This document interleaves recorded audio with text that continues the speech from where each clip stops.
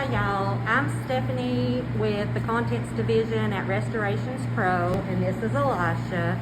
And what we're doing here, we had a home that the contents were contaminated with mold and moisture from a current moving company's mishap, we'll call it that.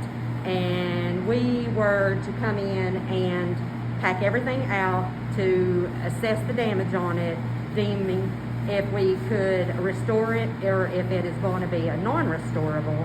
And so far we've got the most of the most contaminated items out, but we're still working on packing up some of the least affected, and we still have quite a bit to do here, but hopefully we can save as much stuff as we can.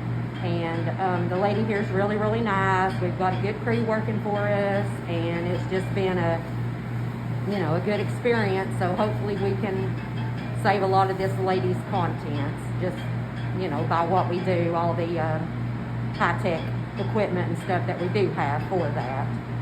So anyway, that's what we're doing with this house today.